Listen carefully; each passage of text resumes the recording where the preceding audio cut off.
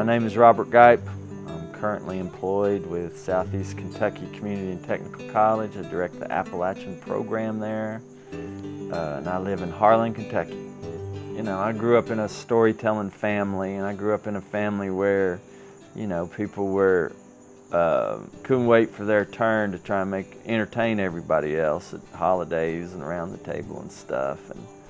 And I learned to read on Peanuts books, Charlie Brown books. If I'd stay out of trouble, my mother'd go to the drugstore and get me a Peanuts collection, one of those little 50-cent paperbacks. And really, that was my earliest influence. And then comic books. I was a Batman guy one of the first things I ever remember was the old Batman TV show. That was a big influence. First I thought I was going to be a superhero, right, when I was a little kid. And then I thought I was going to be in the NBA. And so, you know, by the time I was 12 or 13, life was really pretty much a disappointment. And after that, I just decided not to expect to be anything anymore, and just kind of was tried to do whatever I was doing, do it right. It wasn't until we got involved at Southeast with doing these community plays, these higher ground plays, and I was working with folks in the community and then also Joe Carson, and we did the first higher ground play, and I ended up writing a couple of scenes.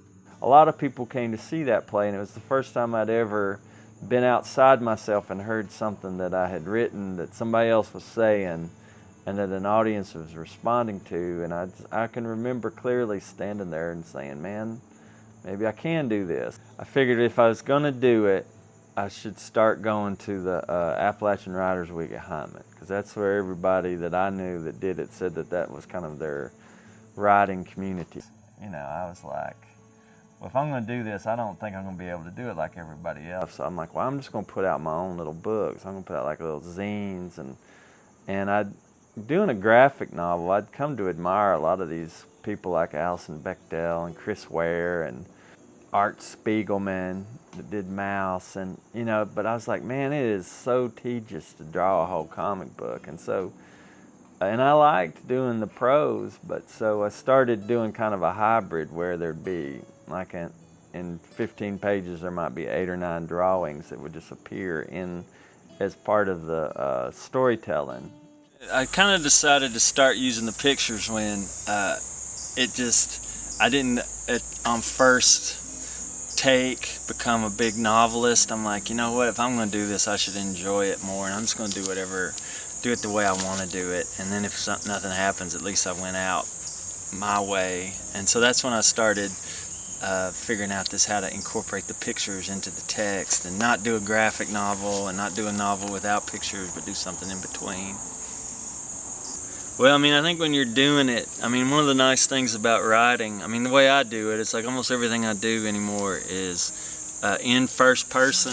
And so it's like you're doing this interview with your imagination. You know, you're really, when it's the best is when you're just listening to what's being said by somebody in your head. So it's not really that hard of work once you get into it.